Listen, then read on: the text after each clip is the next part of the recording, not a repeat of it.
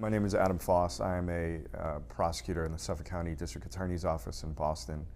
I am a member of the Juvenile Prosecution Unit, which is in charge of various satellite courts around Boston.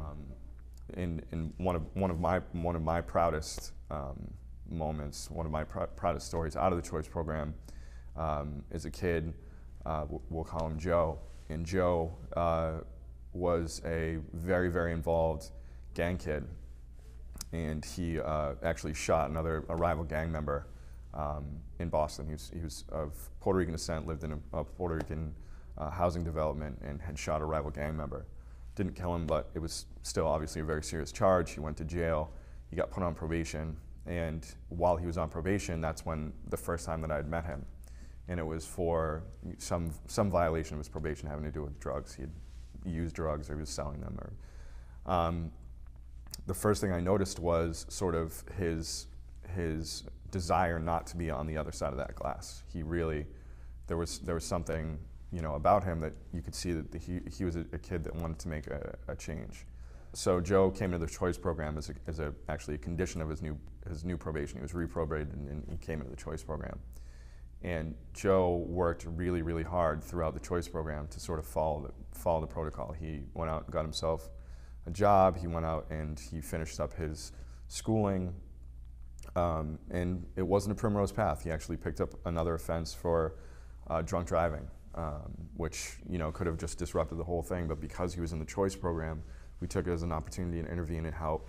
You know, saw him through sort of that situation. He actually went to an inpatient treatment program, came out on the other side of that, and then re-engaged with the choice program.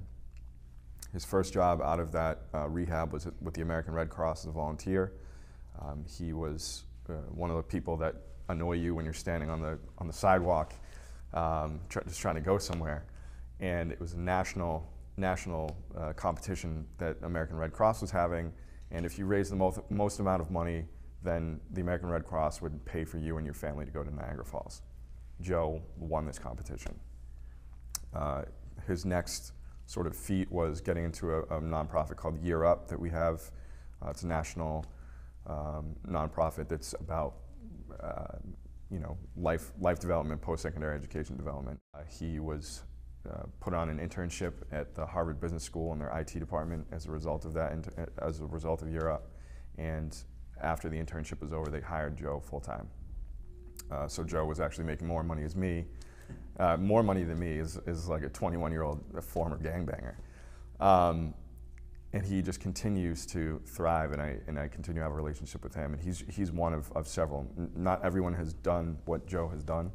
But there are kids that are walking around the streets of Boston holding a high school diploma that never, ever would have without the choice program.